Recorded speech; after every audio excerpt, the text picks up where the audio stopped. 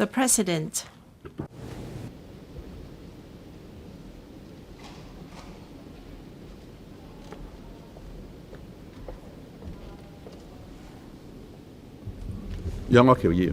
Mr. Alvin Young.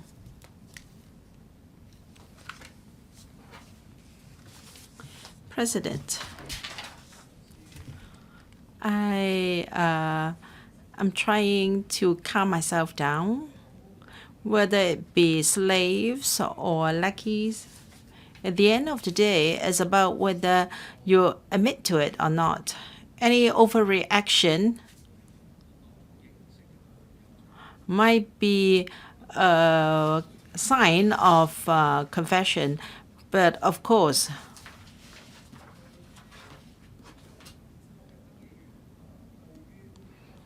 perhaps Mr. Dennis Kwok was not considerate enough towards the government-friendly legislators here. I think he should learn and be more sensitive. It's not easy to be a lackey or minion. The mainland used to have a lot of TV dramas about the Qing dynasty. It's not easy for you to call yourself a minion. Now, you have to be the house servant or foot soldier of Mandarin before you can so-called yourself. So perhaps the term should be taken as positive term. Mr. Christopher Chung is a very brave today. If not for his figure, he won't be the most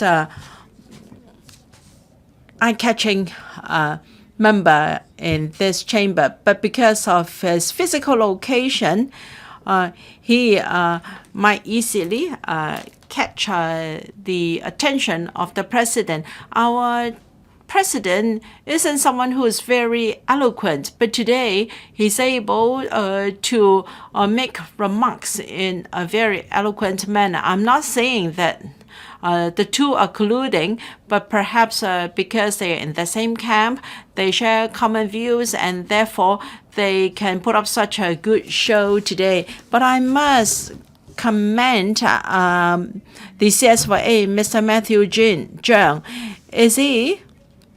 Why has he got so much time? This is an adjournment motion without notice, and he could come with a prepared speech at short notice. And he is the number 2 of the SL government, but he can attend a meeting at such a short notice. So we should really be very grateful. Well, Pen Democrats wanted to have a meeting with Mr. Matthew Chung on the agenda of the Finance Committee. He claimed that he had no time for us. Now we understand that he has reserved time to come to speak at this adjournment motion of Mr. Christopher Chung. The objective consequence of this motion is we cannot deal with something already on the agenda. One is the central military dock, and the other one is about cutting taxes. We thought that this council and this government care for livelihood issues, care for the economy. Mr. Matthew Chung spoke at length about boosting our economy. How come we cannot proceed with the bill that could benefit 1.9 million of taxpayers in Hong Kong? Why have the pro-establishment members care so little for people's livelihood? Don't they always say that they want to help our economy, they want to relieve people's burden? Now, this bill can return wealth to the people of Hong Kong by cutting taxes, and yet they have no concern for that at all. So who are playing tricks with our procedures? I don't know why, Mr. Matthew Zhang dared to say that he would like to focus on the economy. He would like to take care of livelihood issues. Mrs. Cheung, I hope you would, in a moment, face the camera and say that you do mind that this stand in the way of our proper business.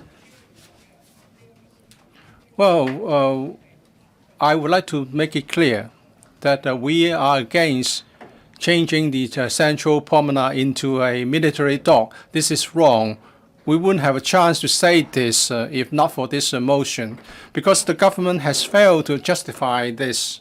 In 2009, when the urban planning document was released, it was said that there should be a 10-hectare open space in Central, and there will be a cycle track for recreational purposes.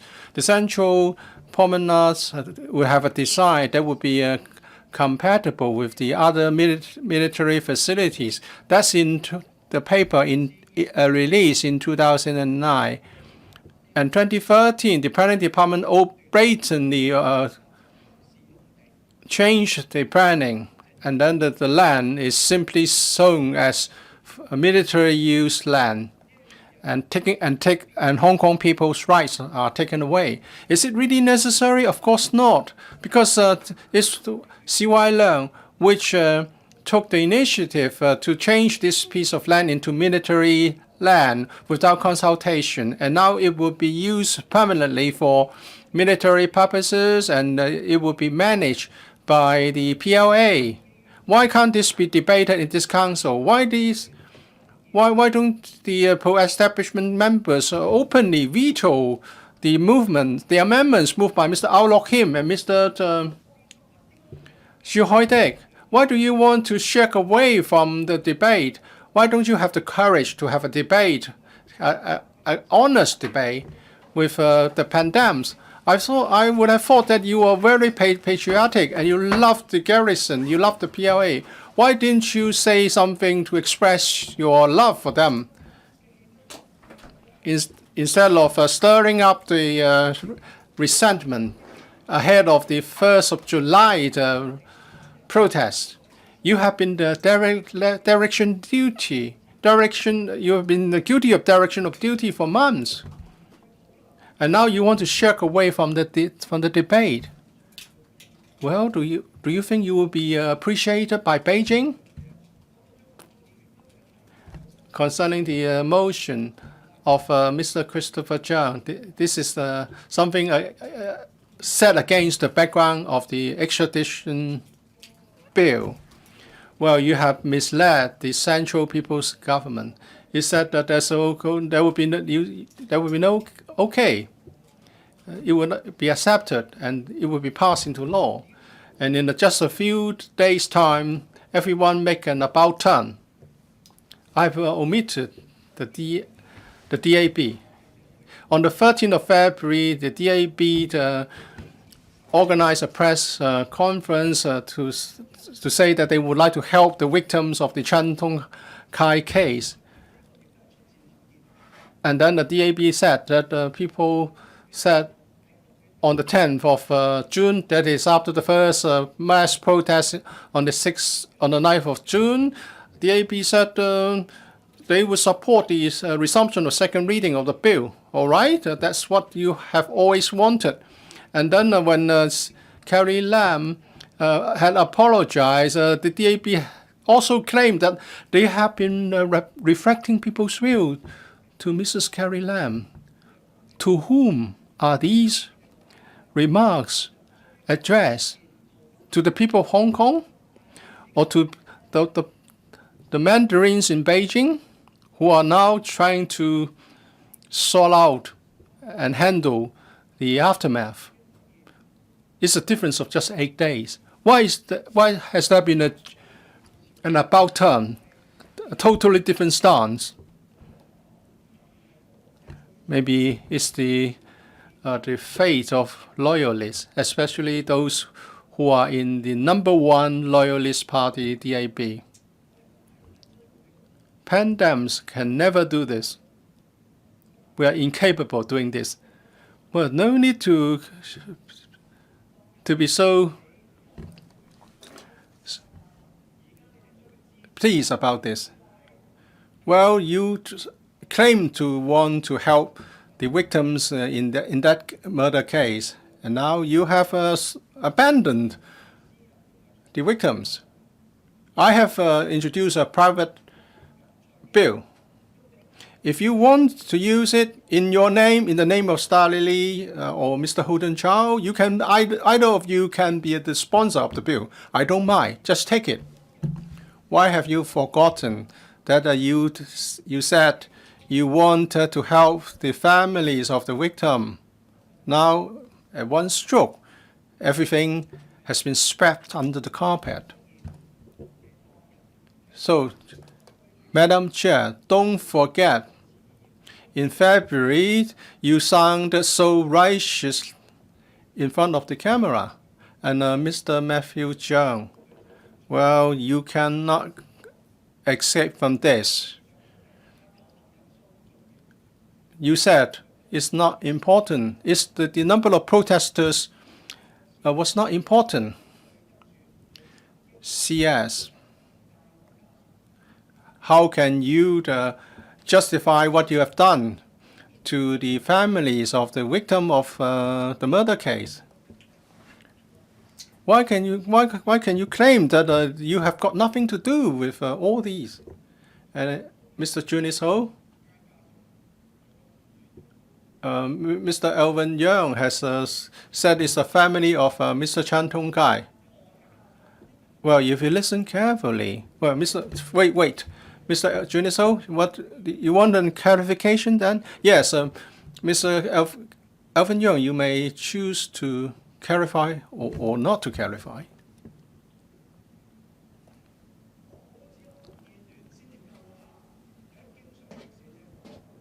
I think only DAB would mention the name of the victim all the time. And then when it's no longer useful to use that name, it's just simply abandoned. I was taking Mr. Matthew Cheung to task. Don't try to shift the focus. You are the number 2 senior official in the SAR. How could you, in the face of a mass protest of 2 million people, said something so oblivious of the facts? It seems that we are under autopilot management system. And the SAR government is supposedly run by the accountability system. It seems that no one is held accountable. And you all try to pass the buck around. And as a result, the entire SAR government is out of sight. I thought that the Executive Council was the highest organ of the government, and then for 2 weeks they have decided not to have any meeting. So, Madam Chair, these senior officials and these loyalists, what are you going to say in your reports to Beijing? It's not what we can do. We are not fortunate enough to be able, in such a position, to be able to send reports to Beijing. Well, if Beijing believes what you tell them, well, you'll be naive in saying what you are going to say in your report. Now we have an autopilotage system in the SAR government. For how much longer would you like to stay away from the truth? We have political problems, not just political problems, but we have problems with the overall government system. We have put forward our requests, a number of requests since the 2 protests. Now the political system in the SAR government is quite incapable of resolving our political problems. If we stick to these old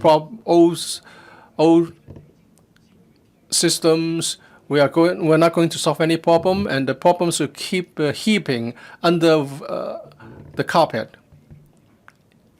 we may not be able to veto this motion because it's been scripted, carefully scripted by the pro-establishment camp. But even if you get your way and get the meeting adjourned, well, you cannot escape from the problem forever. Well, if you are courageous enough, the first step you should do is to offer sincere apologies. If you are trying to delude yourself, you are going to do a very serious disservice to Hong Kong. Mr. Au Lok Hin. Mr. Christopher Cheung says that this is a divided community because in the morning we had Mr. John Lee, who's always claimed that they did an inadequate job in their offering explanations, and he has actually tried to shirk his responsibility in relation to the violence crackdown. The government has descended to such a depth. It has created political crisis of its own accord without knowing it. And these officials never stand on the side of our people. According to some reports, Mr. Jones met with the press outside this chamber. And he said there were the financial fluctuations and the market was volatile. As a member representing the financial sector, he should understand the major cause of financial crisis is the inadequate job of the government. Should I give you this leaflet, this picture on some sound advice? Mr. Christopher Cheung is trying to score some brownie points if this motion is carried to make up for his slip in telling people, in leaking the information on Mr. Alice Mack's use of profanity some time ago. Well, we should try and find a solution for our community so that we can all calm down and move forward. It says in the motion. I know this motion can be carried with the full support of the loyalists, and therefore you will not need to say anything about the amendments moved by me and Mr. Chu Hoi Tek. And then the land in the central promenade will be handed over to the PLA garrison. I have noted in the motion or in the Lin HK group, people have been talking about going there to the very site of the military dock to have a picnic. And therefore, we are going to have a much bigger problem in the future. And that is during the G20 meeting, and because of the failure of the government to learn the lesson of the extradition bill, and you want to also give land to the PLA garrison in Central. Are you trying to mobilize the PLA? Are you going to ask the police or the PLA to drive away the protesters? Then I would say that all of you, Mr. Christopher Cheung included, all of you in the pro-establishment camp would be held accountable. In 1994, when the exchange note was finalized, it was about the provision of a pier, military pier, not a piece of land for a dock. And now you want to please the power in Beijing. And now this is done through negative vetting. Well, all right, you can always have your way. if you can play around the rules, it would come into effect automatically on the 29th of June. And if I had not moved any amendment, it would be accomplished without any people paying notice. And the government keeps saying that you would like to connect with our people and you would like to listen to us. These political appointees in the senior officials are so shameless. I received information, a message from Dr. Chen Ka-lok, a former legislative member, telling me to say something about this. Otherwise, there will be no record of this. Otherwise, there will no one talk about this harbourfront site given to China, even though this legislation had nothing to do with the extradition bill, because the pandemic knows that these two share a similarity. Right, for the extradition bill and for the harbourfront site to CMD, the government tried to ram in the amendment. They haven't heard the public in this course. For 9,000 objections, what do you see them as? The Matthew Chang claimed that it will follow all the procedures for a full scrutiny and make sure it's fully lawful. It shows that our government had disregarded public opinion but ran out of valid arguments. 2.5 months ago, which is April 2nd, and the security panel, we have discussed that the 5 subsidiary legislation in relation to the central military dock, the S carried the same expression when selling the extradition bill. Well, it was quite intimidating tone when we raise questions and generally claim that the members' comments are incorrect, and also claim that the members have a lack of the national defense knowledge. If you're so good at national defense, the police would not become what they had today, and you also removed all the police posts at public hospitals. When the members asked how would the PLA garrison would manage this space that was designated for the Hong Kong people, the secretary was stumbled and didn't disclose anything. When the government rushed for the substitution to take effect this Saturday without any specific arrangements. Mr. Au, please hang on.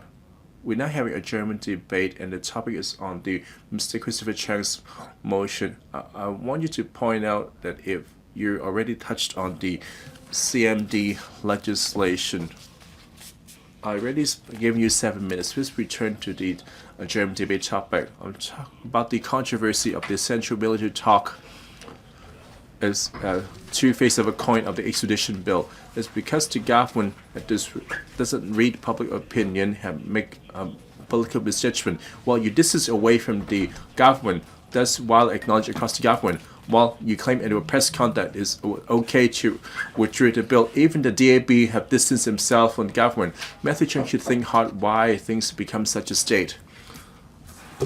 Deep down, you agreed. How I asked the Security Bureau at the panel meeting, Deputy President, have you discussed the exact arrangements with the PLA garrison? If not, okay, let me come back to the motion. He claims Christopher Chung claimed, well, seemed to be there is a social rift due to the extradition bill. Not only this, and even this cannot discuss the CMD, the rift will deepen further. I asked the Security Bureau, have we discussed with the PLA garrison? I see that as a very humble request. In accordance with the Garrison Law Act, Section 10, when they found any laws they'll be formulated, they have to seek the consent of the PLA garrison. I suppose on the transfer of the military pier, I suppose we discussed with the garrison. I'm asking what the opening hours and the conditions and whether demonstrators were allowed, whether you were allowed to stay. What I got instead, that the specific opening hours and the details will be decided by the garrison. The government will respect those decisions. You didn't tell us what had been discussed, Mr. Au. Let me remind you again, I see that you already enter the government bills item. Ms. Lee, Madam Deputy, if we pass this bill, we didn't have a chance to discuss it. If I don't say it now, when would it get another chance? Point of order, Mr. Jeremy Tam. What? I don't meant to interrupt Mr. Ao. Of you, go back to the motion by Mr. Christopher Chow that this adjournment debate is to pull our minds together so as to restore stability and peace and coming up with effective measures. I see the government to talk about the future governance. For example, how this PLA CMD position was hugely unpopular, and yet the government insists on ramming it in. So maybe it could be more microscopic, which would cover any future responsive measures. I see that Mr. Ao is within topic for you to interrupt a policy that flawed. This is not a point of order, Mr. Tam. On the first time, I'm asked Mr. Ao that what you said is relevant to this adjournment debate, and Mr. Ao continue to the related contents of this exchange with the as this is why I ruled that you have entered the bills item. Please return to the adjournment debate. Mr. Ao, because we need to pull our minds together. So let's just want to float a new idea, a new policy for Matthew Cheung. We'll wait for suspend or withdraw this a CMD as one way to mend the social rift, and which is mentioned by Mr. Christopher Chow. To mend the social rift, I will send him this WhatsApp meme and wish him good health. So how can you claim you fully comply with the procedures with adequate scrutiny and fully legit? They didn't tell us that upon the passage of those 5 subsidiary legislation, one of them mentioned that for the designated security guards, well, if you refuse to stop at their instruction, you could be imprisoned for 6 months. Well, we never get any answers at the panel meeting. Well, the government aware that in ramming through the extradition bill, which generated huge controversy and led to the protests on 9th and 16th of June, on 1 million and 2 million people took to the street because you underestimated public opinion. For this CMD issue, I believe you underestimated the public opinion. For the CMD affair have exceeded legal principles and policy issues. This the government creating their own bomb which affect the economy and the real estate market, and the real estate and the stock market will be over. For Mr. Chu and I will move to repeal or postpone the subsidiary legislation. That's why they hold their press conferences. So CS, should you do some hard reflection? Last week, I wonder if you convene an exco in secret, or you have this brainstorming session that offer tailored solutions and tell people that you won't try to steamroll with legislation. You could also withdraw the 5 pieces of legislation, so we won't have this controversy today. Instead of resorting to this adjournment debate where we can't even offer amendments to this bill legislation. If you fail to learn from these lessons, you will embarrass the Hong Kong government, also make the central government suffer embarrassment at the G20 summit. I sincerely hope that the Hong Kong government should have a clean break from the past and carry a new consultation to relieve social tension and stop this kind of steamrolling attitude from introducing legislation for all those proclaimed self-patriotic loyalists. You have to persuade the public officials through your actions to keep on holding meeting instead of having a German debate. Support Mr. Chu's and my motions. Carrie Lam is a cruel lesson. While suffering the global uncertainty, you should not demonstrate your allegiance and any troubles for your country. Otherwise, when it comes to Saturday, on 29th of June, when 1.3 billion people of the U.S. and China trade negotiations will progress, the international press will be focused on the extradition bill, and there will be another protest in Hong Kong, or even a lot of people would protest at the CMD.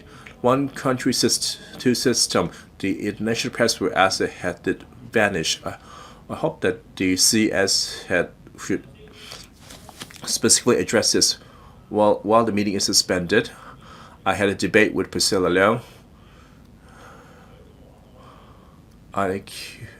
If you're being so patriotic, you have to think she insists on pushing this legislation. I said that you have betrayed the spirit of the Chinese University Student Union. One of the lyrics of the school anthem is that you have to show burden the pride of the nation. If you side with the administration when renouncing the June 4th crackdown, what point of order you wish to raise?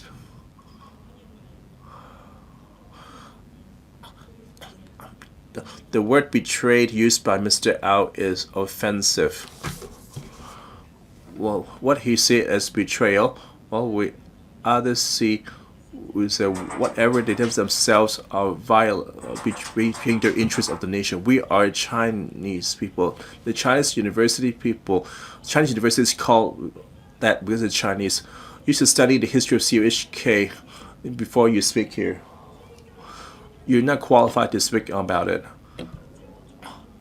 I wonder, have you ever served in the CU Student Union? We are against the 3 unequal treaties. We went to protest.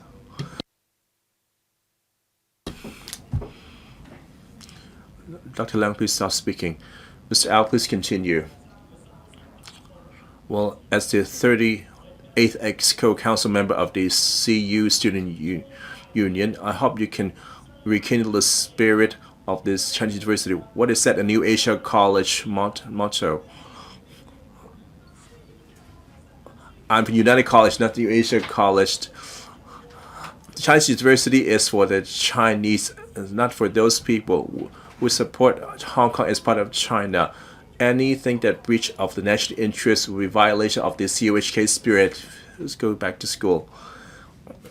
Dr. Leung and members, now that we have such a heated debate, if other members see that they comes as being interpreted, you can press the button to speak for yourself. Please stop speaking. Mr. Ao, please continue. Dr. Leung, please stop speaking. I will calmly advise Dr. Leung to come back to your senses and return to the right side. I'm asking you to don't push the extradition bill blindly and support this CMD legislation. You're embarrassing President Xi at the international arena, and so submit. Mr. Tommy Chang. Madam Deputy, in 2010, on 12th of June of whatever happened in Lechco, the Hong Kong population and around the world. I put the microphone on my collar. Are you getting me clearly? Madam Deputy, I'll start anew on the 12th of June 2019. In view of what happened in this council, the whole of Hong Kong and even the world are very concerned. They have different views of what happened, and I'm sure history will form a view of its own. However, how are we going to proceed is something very urgent for us. In the past week, because of flash protests, the society is in a very unstable state. Whether it be the retail or catering industries have said that consumption has dropped substantially, and areas affected by protests have seen their business plummeted, and they even had to close. And they dare not speak out because they are fear of being criticized or attacked by keyboard fighters. I don't want to speak for them, but then it is difficult for the government to accept all the requests of protesters. But if there is no concession at all, then the community will suffer. The media have reported dissatisfaction on the part of members of the public, their daily lives, and also businesses are being affected. Taxpayers could not pay tax, and then businessmen could not get their pay stamp duty or seek business registration. In other words, they are paying the price that protesters are asking the government to pay. Is it fair? I understand that we all want the government to be accountable, the CE in particular, wanting her to resign as a way to show her responsibility. However, the LP is of the view that we should not negate what she has contributed to Hong Kong just because of one single mistake. To hold her accountable, we should ask her to stay and clear this mess. We're of the view that most demonstrators express their views in a rational and peaceful manner, expressing their worries about the extradition bill. Regardless of what we feel about it, we respect the peaceful demonstrators' rights of expression. However, we must not rationalize violence. Otherwise, we will send out a wrong message, letting people to think that when they have dissatisfaction, they can use violence as a means to get what they want. And this is unacceptable to the community and to our judicial system. It will only be an incentive for young people to take part in violent demonstrations and will be putting them in a very risky position, and LP cannot support this. On the 12th of June, there were various clashes between the police and demonstrators, and that was very saddening. And many members who were present in the building said that things turned for the worse. In the afternoon, demonstrators started to charge towards the building, leading to clashes and scenes that were very difficult. Things were very chaotic and dangerous. They were sharpened metal poles and bricks, and also planters, and many police officers were injured in the many confrontations, and some policemen were attacked and they bled as a result. So if people successfully charged into the council building, thousands of people rushed into the building, the results can be catastrophic. Members of the council and staff here will face immediate danger, so it is understandable that the police used non-lethal weapons. I'm of the view that the police took appropriate action and the overall performance was restrained and professional.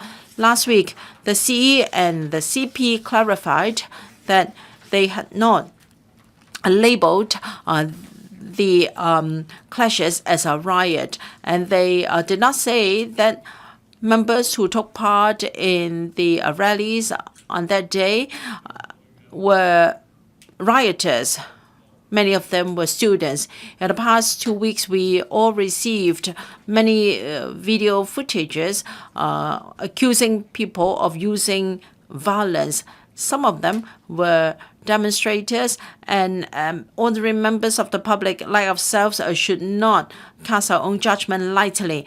LP calls for calm instead of confrontation, like what we've seen between members just now. I think the best way is to resort to our legal system and the complaint mechanism. For people arrested by the police, only 12 were involved in violent behavior, and 5 were related to riot, and the rest were related to offenses such as unable to produce their ID proof or loitering, so on and so forth.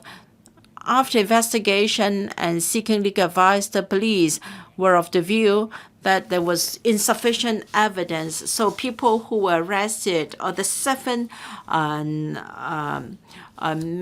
and some females arrested for rioting, were arrested unconditionally.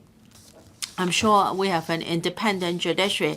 I'm sure we can have fair and open hearings for trials for these cases. It is the police duty to maintain law and order. We must not target the police when they're faced with sustained and massive rallies. The police officers are already under great pressure when they are provoked for a long time. It is understandable that they reacted in that way. And some police officers were being openly attacked and bullying of their family members. I've heard that some school children were scolded by their schoolmates because they are children of policemen, and there was also a doxing, and over 500 people involved. One received a nuisance at his place of work. This is irrational and unlawful. We are just venting our anger on innocent civil servants, and this is very unhealthy, and this trend must be stopped. Of course, to be fair, we should not allow the police to use excessive force or abuse their power. However, it's just like when dealing with demonstrators suspected to have displayed violence, we must resort to our fair and open judiciary system. I understand that there is CAPO. So far, CAPO has received 61 complaints, all involving assaults, poor attitude, and abuse of power. Some pointed out that when there was no UI number on police uniform, it was hard for people to pursue. But we had cases in the past when no UI number was found, but depending on footage, cases could be pursued. And very soon after the event, IPCC announced that a 3-tier task force will be set up covering the secretariat, the management, and members of the IPCC. Members of the task force had experience in dealing with large-scale confrontations between the force and civilians, and the report will also be published. I understand that the reports will be useful as reference, and IPCC is not really a toothless tiger as accused by some in the community. CAPO and IPCC in 2015 classified the case as assault and abuse of power in a certain case, and IPCC played a very important role. Some members said that that IPCC was not happy with the findings of CAPO, and the decision was referred back to CAPO 3 times. For the first and 2 cases, it was assault, and the second time, CAPO called it abuse of power, and that was substantiated. And IPCC still refused to accept that conclusion. And the third time, it was assault. The conclusion was assault, but could not be substantiated. Again, the finding was returned. And then CAPO, in light of advice of DOJ, and it was substantiated that Chu King-wai did assault a certain victim, and then he was prosecuted by the DOJ subsequently. Well, you may find me a bit long-winded, but to ensure fairness and justice, we have to allow time to gather evidence and allow the case to be examined. And we must not forget procedural justice. And members should not forget the case of 7 police officers beating up a victim at a dark corner, and they were convicted subsequently and jailed for 2 years. We shouldn't forget that we have the separation of powers in Hong Kong, and our court can be a good gatekeeper. But for cases of abuse yet to be substantiated, we should not lightly say that our force has abused their power. Now, to the police officers, I'd like to say a few words. I want to thank them. I know that they had worked very hard in the past couple of weeks. They were under extreme pressure. People may not understand, but I have every confidence in you because you are professionally trained police officers. And at points of confrontation, for sure, you can do your part and be very restrained, and you will not be angered by a few black sheep among the protesters. Now, there are people who have blocked our major traffic carriageway and also besieged government offices. Now, the global economy is very volatile, and Hong Kong can be caught in this storm. If we continue to be polarized, we may not be able to ride out the storm, and Hong Kong's healthy development may be undermined. Our container throughput from February last year to April this year has fallen for 15 months in a row. Now, we have seen it drop by 7% compared with the same period last year, and there is no sign of improvement. So our economy is shrinking, and SMEs will bear the brunt of the storm, and the government should expedite in launching relief measures to ride out the storm together with enterprises in Hong Kong. Problems we face here include a shortage of medical and health care staff, insufficient public housing, and long waiting time. And we are also short of land, and we must have measures to tackle these problems. LP wants the community to restore peace and calm as soon as possible. However, sentiments in the community are still rather agitated, and LP is of the view that an adjournment debate has merits so that there is more time for the whole community to calm down, and then we can think how Hong Kong can march forward. Thank you. Mr. Jeffrey Lam. Madam Deputy, in the past 2 weeks or so, Hong Kong has gone through many unhappy times.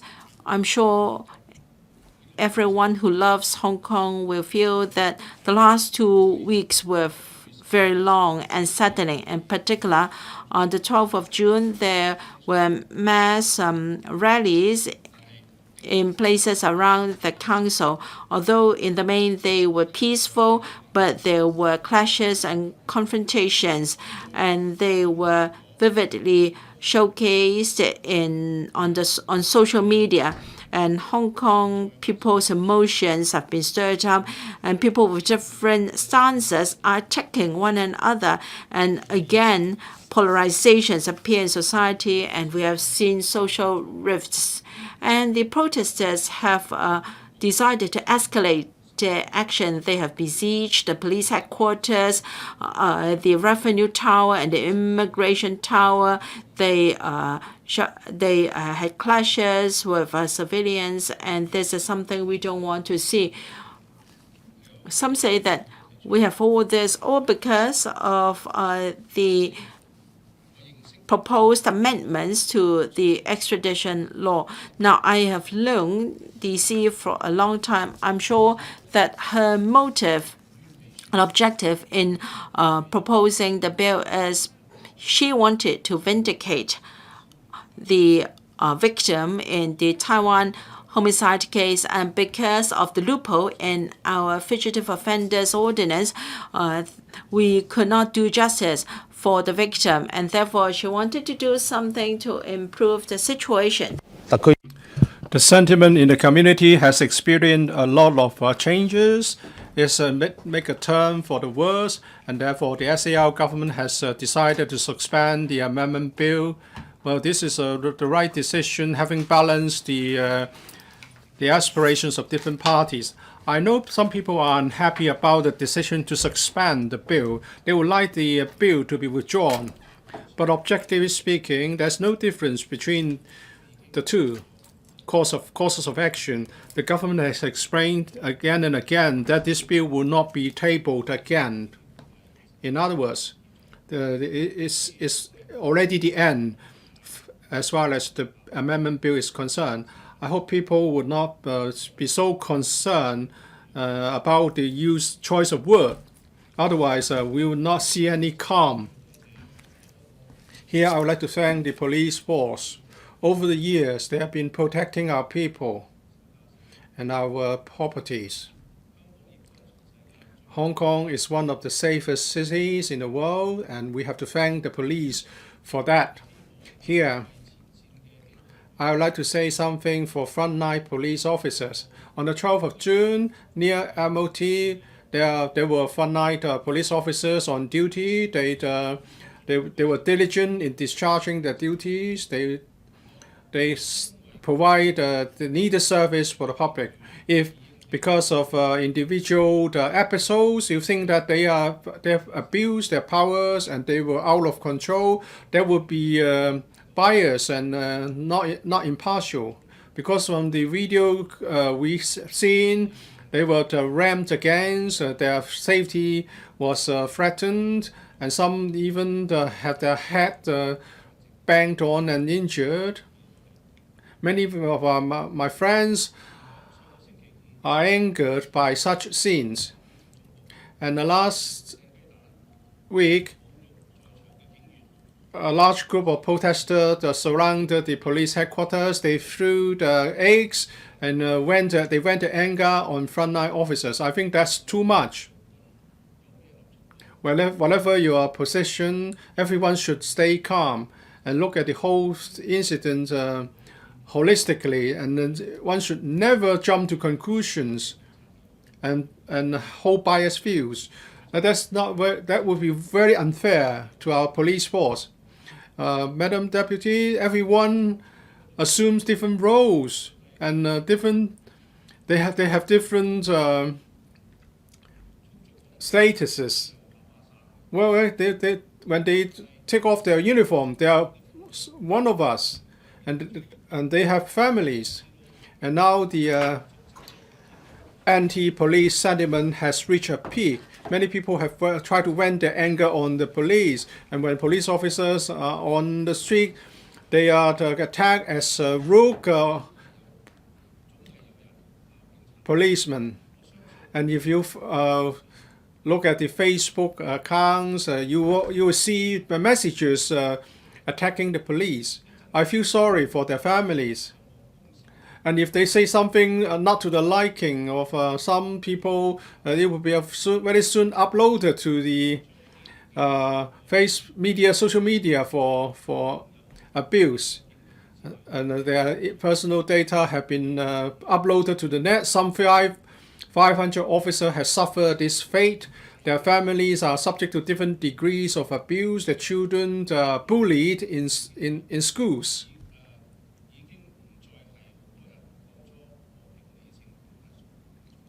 I don't think that's the original aspiration of those who wanted to express their views peacefully in the protest. I know there have been protests, rallies, and uncooperative protests, and they have been they're escalating. They surrounded this council. They surrounded the police headquarters, and also they blocked the offices in the revenue tower of the.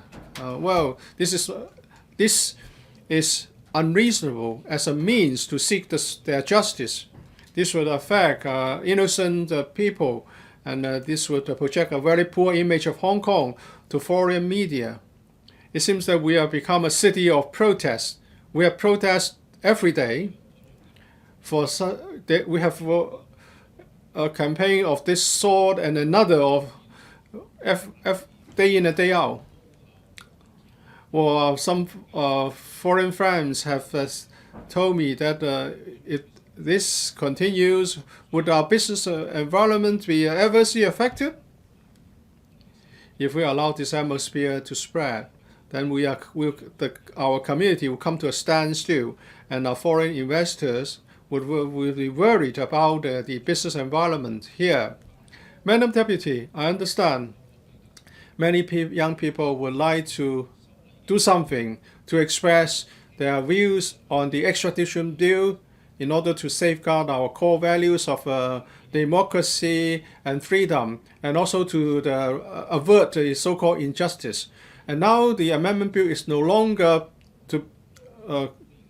it's not going to be proceeded with, and the CE and the Secretary for Security have all apologized.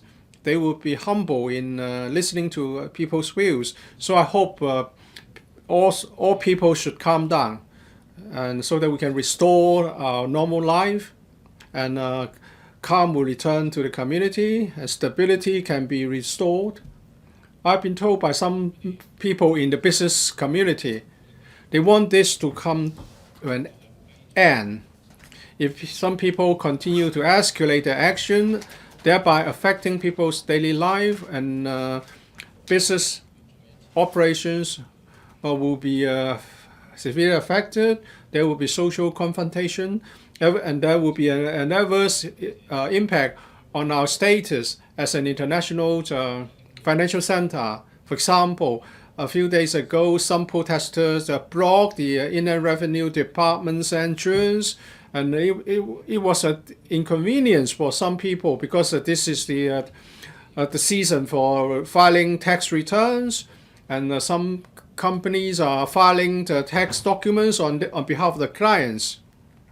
And I heard from some of the shop operators in the facilities saying that this will make business impossible.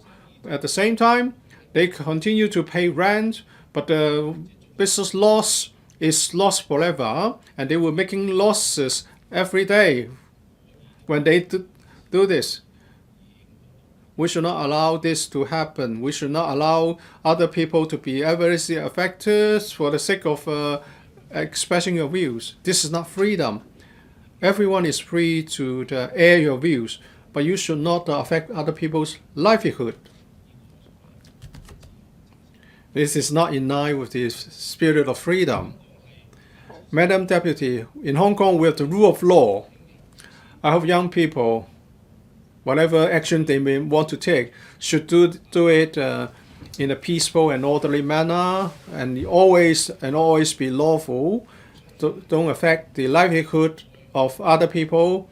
I believe anyone who loves Hong Kong cannot bear to see any people of Hong Kong hurt, and also the social divisions resurfaced. And I hope that people would not spread untruth or send out misleading messages to the community at large, causing misunderstanding. Madam Deputy, we are facing difficulties both within and without. We have the trade war between China and US to contend with. Many SMEs are in serious trouble.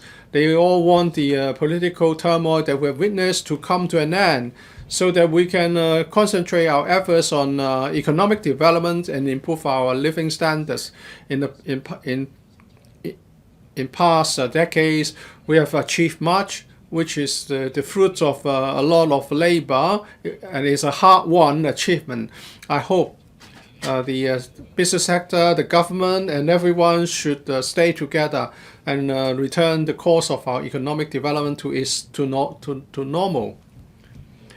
Mr. Hui Chi-fung, Madam Deputy, Mr. Jeffrey Lam, you are a member of the Executive Council. As a member of the cabinet, of course, whatever you say, you can at least represent partially of the government. I've counted the time he spent, 12 minutes altogether. He has spent a lot of time on how the protesters have been barbaric and how people's livelihood has been affected. And then he also talked about the hard work carried out by the police force, and he wants to thank the government. Well, I think all in all, his speech represents the government's position. So the government's position is that the protesters are wrong. The government is not going to apologize, or other people are talking nonsense. Well, or are you lagging behind in tracking the atmosphere? The CE has apologized, and still you want to smear those young people who have been courageous enough to protest. And now this is used. It said that the adjournment motion is to offer us a chance to calm down and to restore stability. Apart from Mr. Jeffrey Lam, Mr. Tommy Cheung is also talking about the same thing. They all blame the protesters. Have you ever reflected on the mistakes committed by the government? And even the government has apologized, you still think that the government is not wrong at all, and the protesters are always wrong. Mr. Christopher Chung has moved this adjournment motion, and this is actually used on the extradition bill. In the British tradition, an adjournment debate is to allow the members of the parliament a chance to say something on a subject, on an important subject. And the debate itself is more important than the outcome of the decision to adjourn or not. But now Mr. Christopher Chung has an ulterior motive. He wants the meeting to be adjourned so that we cannot discuss the items on our agenda. And we were supposed to talk about the central military dog. And we wanted to talk about the moonlighting the Secretary for Justice. Everyone knows what you want to achieve. This adjournment motion is moved to avoid the debate on issues which would take the government to task. And you are concerned that the debates would antagonize the people even more. And the president has now approved this. When Mr. Liu Xiaobo was critically ill the day before and the day after, I wanted to move an amendment, adjournment motion to have a debate. The president said there was no urgency. And now suddenly, the extradition bill as a subject is important and urgent. Well, you loyalists are just colluding. If you do not allow us to discuss the central military dog, you are fanning the opposition. Because the central promenade will be designated as a military dog for some of the time, and the PLA garrison would have their own security guard stationed there, and the space will be managed by rules set by the PLA garrison. We don't know when it will be open to the public and how the rules are to be enforced. We know nothing about that. And now we want to have a debate in this council exposing the problems and putting forward our request to return the space to public use. Why can't we have such a debate? And you have resorted to this very mean tactic to stop the debate on the central military dock. If in the future there's a big conflict or there's a big protest at the central military dock, loyalists, including Mr. Christopher Zhang, you will be held accountable because you have denied us a debate. If you say that you don't want to make this worse, well, actually, this is what you have achieved. You stop the debate. It doesn't stop the controversy, and you prevent people from expressing their emotion through a proper debate. So in Christopher's motion, you mentioned that there is severe polarization of society and a deepening rift. Well, there's no disagreement in the society. The society has never been as united as now against the extradition bill and asking Carrie Lam to step down and pointing out the government's mistakes and accusing the government of speaking for Beijing instead of the people. So the difference is really within the loyalist camp. Which one to support Carrie Lam and which one who doesn't. So it's really disagreement among yourselves instead of accusing the Hong Kong people of disagreeing. For you to support the extradition bill, you guys have supported from day one. Carrie Lam have saw your consent. That's why that took it too far. And so why not the ones who don't bow and apologize? That's why instead of one lackeys, you guys are all lackeys.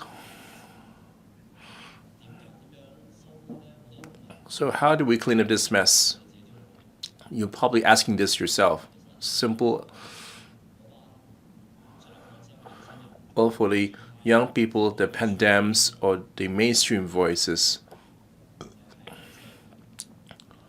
is for the Carrie Lam be accountable for action and step down. Isn't that unrealistic? It happened before. Since you're against the public opinion and step down after a huge public rally, it's just rather pedestrian. In other countries, in the face of a 1 million person rally or 2 million people rally, if the head of state refuses to step down, that would instead be shocking.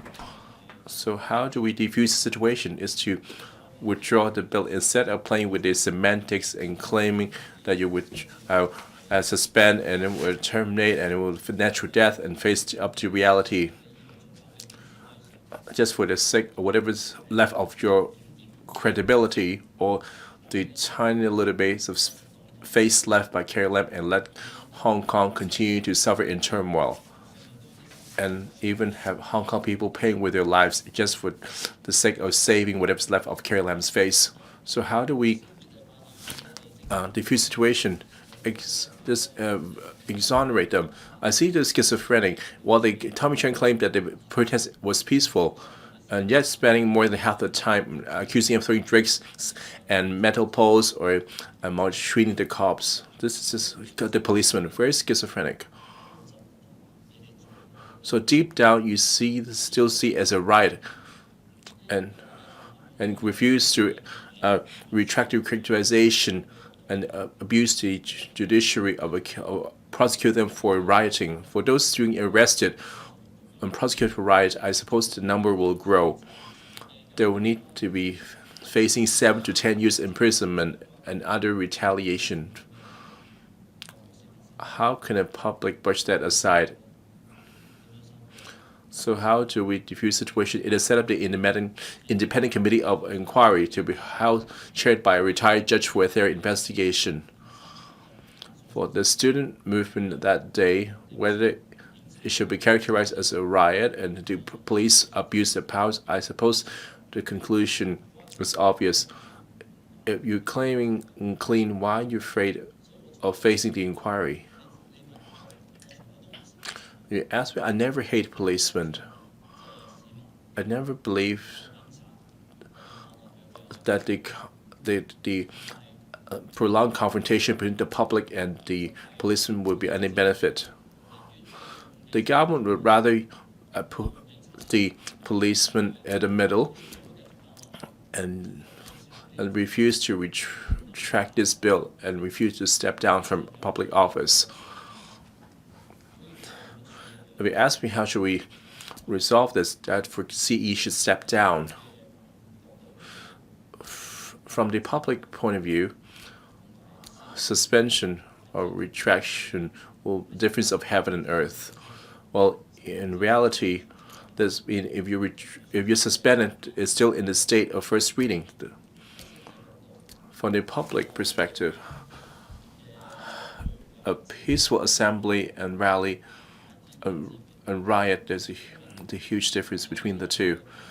Today at the question session, the Security Bureau was still saying why the Germany would offer political asylum for the protest participants. Of course they do, because they see how the Hong Kong government had manipulated the judiciary and the prosecutions and the rioting offense to suppress the young people fighting for justice. The world noted that, and yet the government still have the face to say a strong objection and deep regrets. Why he failed to notice the needle in the other's eye? How do you fail to notice that how to arbitrarily apply the rioting offense to the maximum?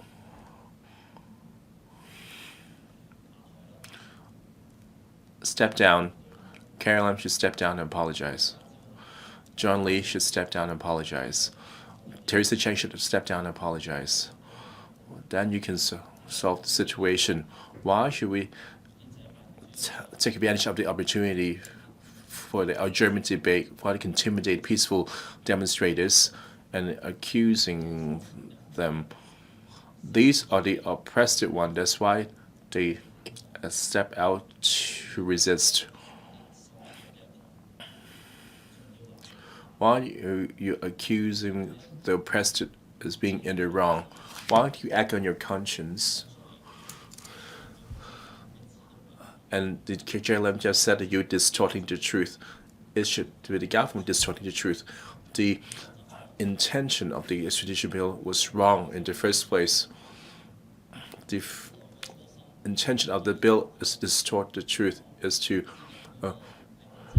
breaking the firewall between Hong Kong and China. The motivation was to send us all to China. How would the public swallow it?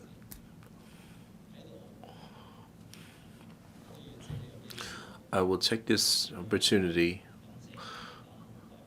to express my gratitude to the young people who are willing to resist. Let me share an anecdote with you.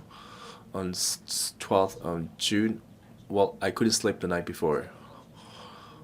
I was thinking, upon the passage of this bill, Hong Kong will no longer be Hong Kong. It will be all over. A lot of people would emigrate. There will be capital flights.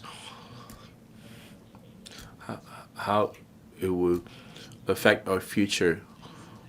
Well, in this chamber, at the pandemics, what can we actually do? Well, every time we sent away by president and hauled away by security guards, we resort to every extreme measures to resist at this chamber. I would like to thank a group of young people in the early morning of 12th of June bearing the scorching heat to the central government and offices so that the extradition bill had yet to be tabled. And this bill had yet to be passed. For this, I salute to this group of young people and hope that we'll continue to struggle and be water, my friend. Next, Mr. Leung Yu Chong.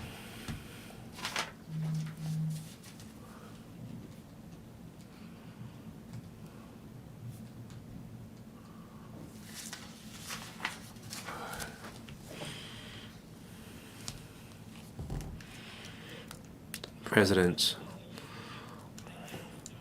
the adjournment debate to be held at this juncture, the motive is crystal clear. In fact, someone have been acting hypocritically in moving this motion so that we can't discuss the remaining items. For what they claim to care about the society, want to return a normal life to the citizens. Have they ever considered why the public are able to live their normal existence? Why I see a lot of young people come out every day to protect the city? Because there's a group of people. These group of people are beasts, scum the earth. They're betraying Hong Kong. They are shameless. Can just lie in daylight and claim that Hong Kong people should be cared for. And this kind of comments are disgusting. And now they want to bury their head in the sand. How long can you hide for? Public misgivings cannot no way to run away from it. The public grievances have reached a new high, and yet these people have shied away from confronting it and pushing the front line and to face the wrath. Today, John Lee, we asked John Lee to go to the speaking podium to tell the public whether you are withdrawing, suspending, or switch aside. He failed to give a clear answer. Like a thief, he just scurried away. Well, another group of people who are acting like thieves. They have stole our future. President, this is disheartening and heart-aching. Today, some members claimed they hope the society can return to peace. If this is not hogwash, what is it? Let's look at today's meeting agenda. It's all premeditated. The point is not so that we cannot proceed with our business, so that the legislation on the essential military dock will automatically effect on June 29th. Mr. Leung, please stop. Dr. Leung, point of order. Well, I'm listening to other comments and claim that this is all premeditated and pre-planned. Shouldn't members impute on the motives of others members? Please sit down. Mr. Leung, please continue.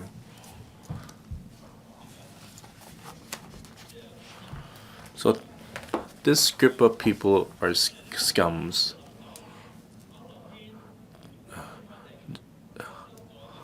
Well, the Mr. Alice and Mr. Chu's amendment have no way of passage, and yet they refuse to engage a debate.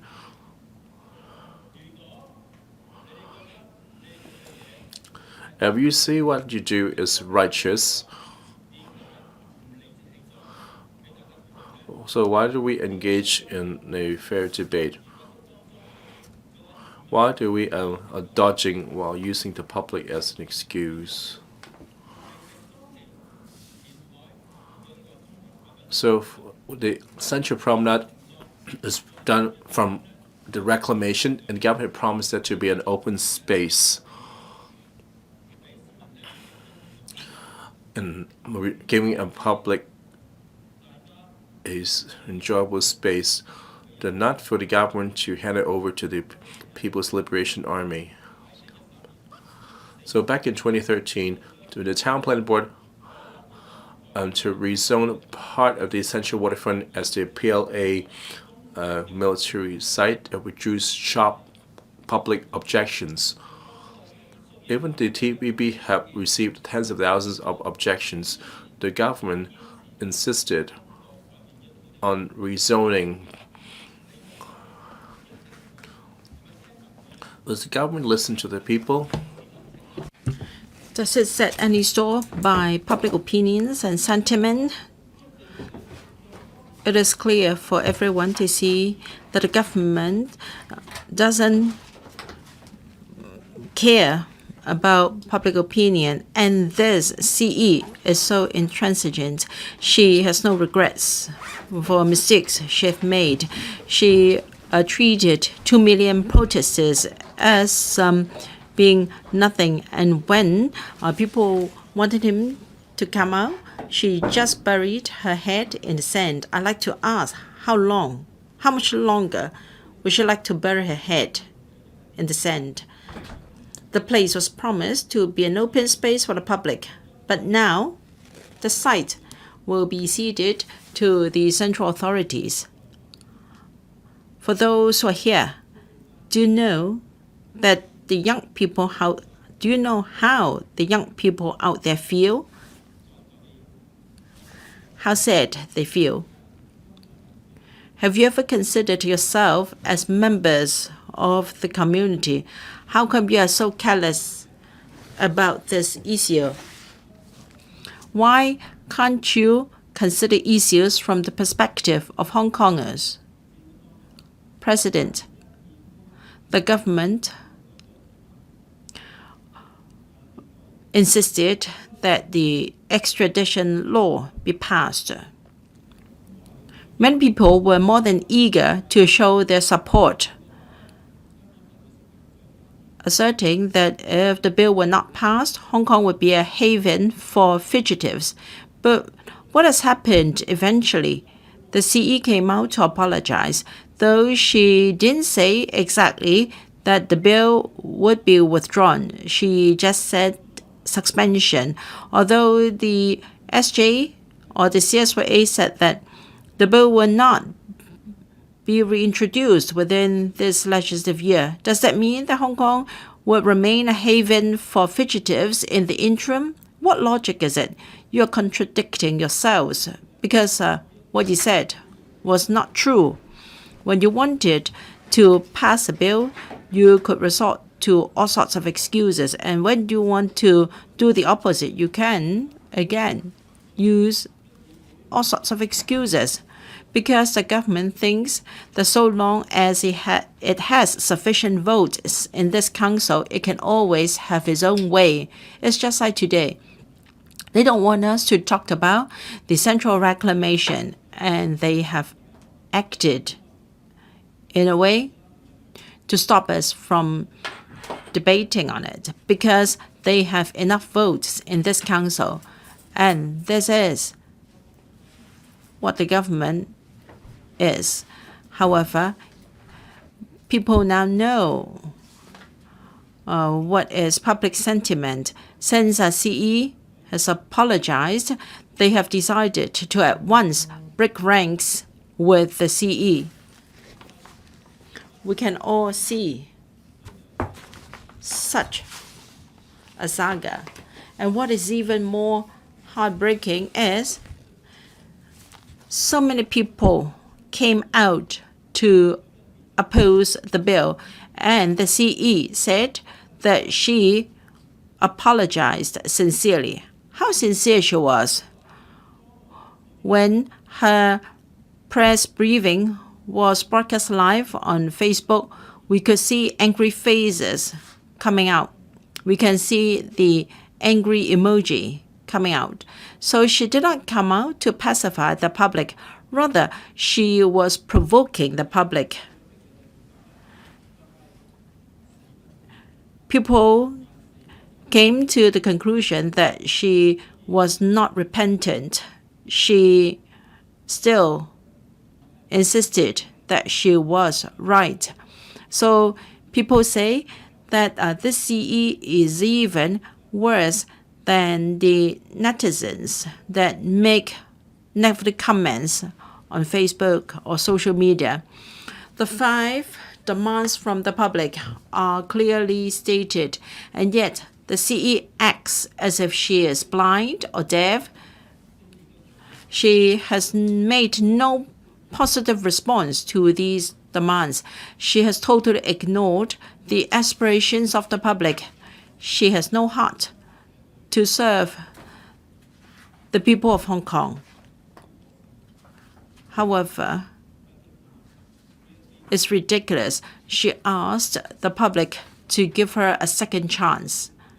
On what basis is she asking for another chance when she refuses even to give a sincere apology?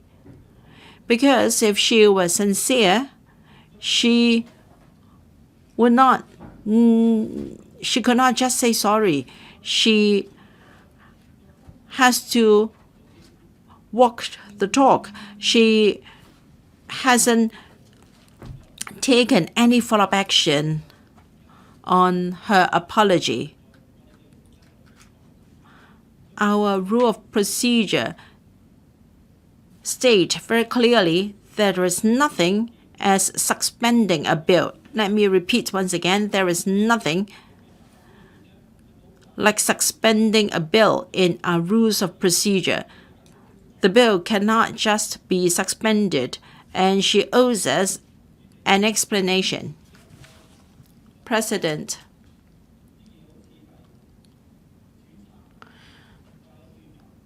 some accuse us of speculating when we said that there was a plot today.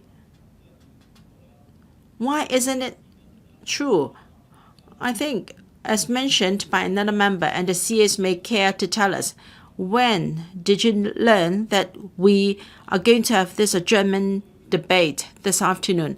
How come you have got a prepared speech to deliver?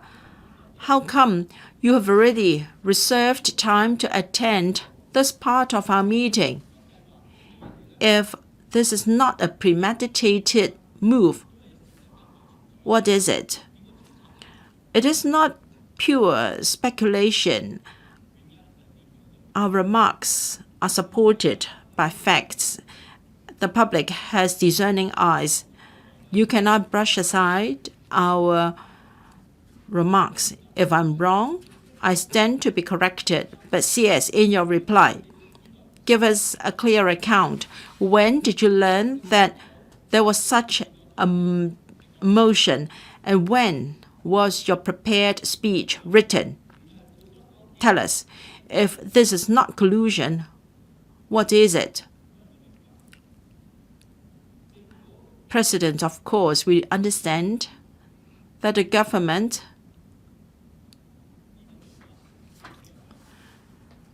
doesn't start colluding with some members of this council today.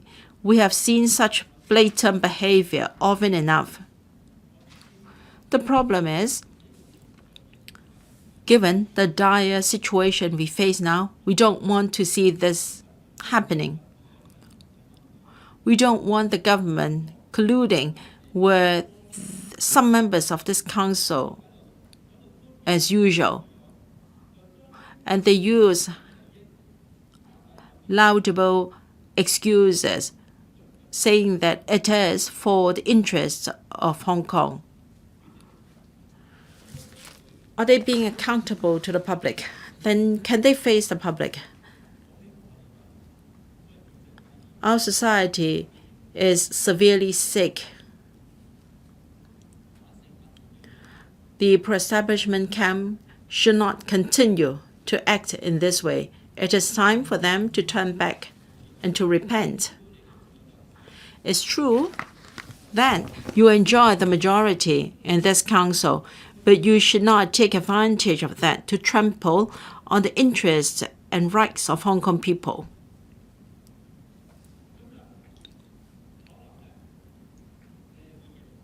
You may win, or actually, for sure, you will win today. It's a sure win situation for you. I can be a prophet here. I can predict that you will win in this debate.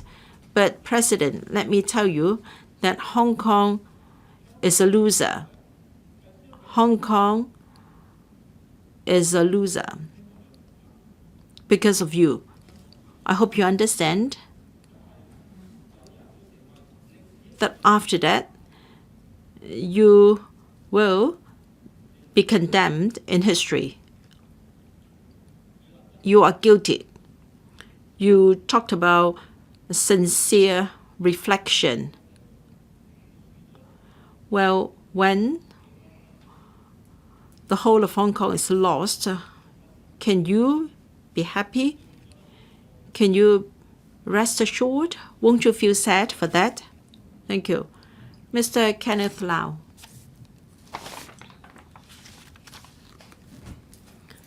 Thank you, President.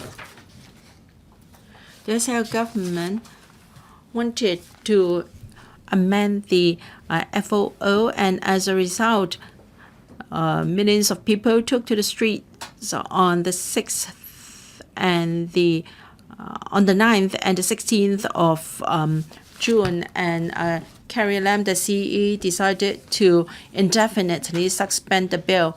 And on the 8th and also the 12th, on the 18th, and also another day, she has already apologized in writing and in person.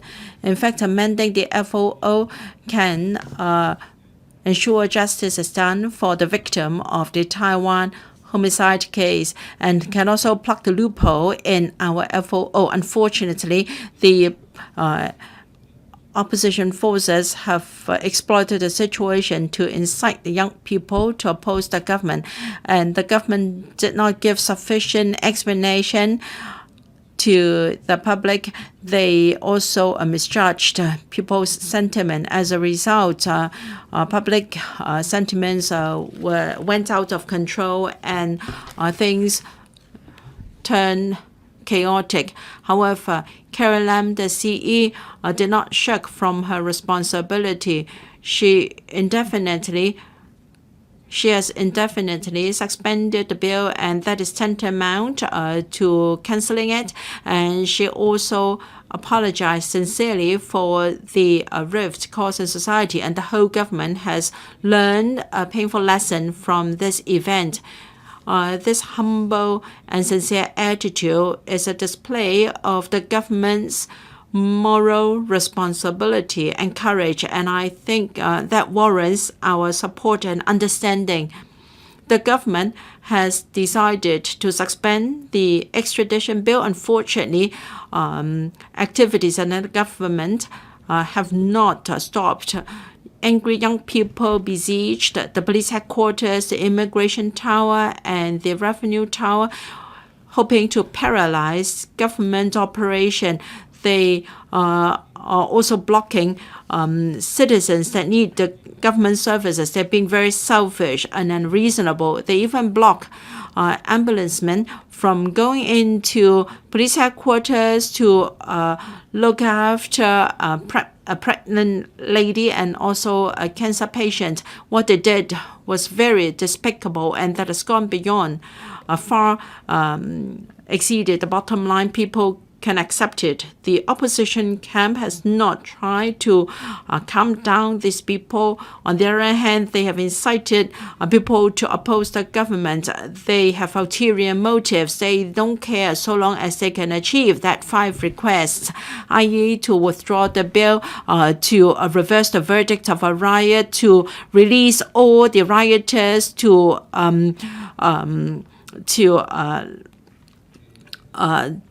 set up a committee of inquiry, and also to drop all charges.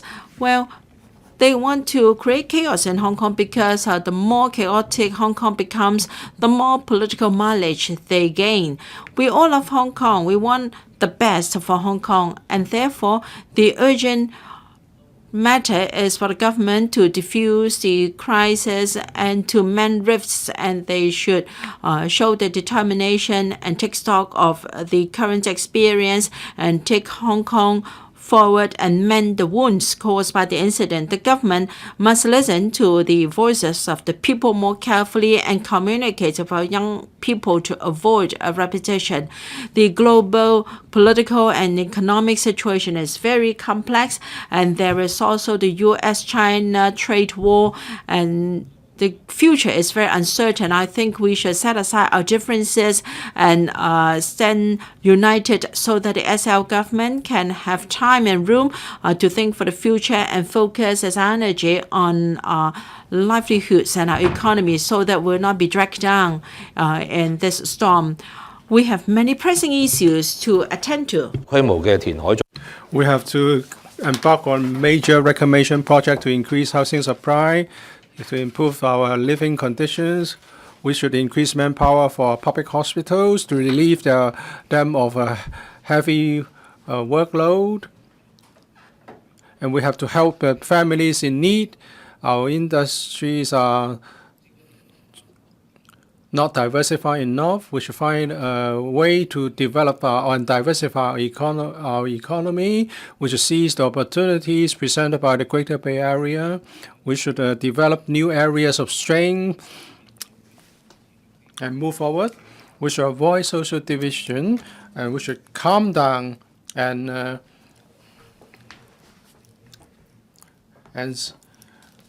move forward again in order to improve our livelihood. On behalf of the Heung Kok, I support the SAR government for its governance according to law. And Mr. President, I support the adjournment motion. The meeting is adjourned until 9 a.m. tomorrow.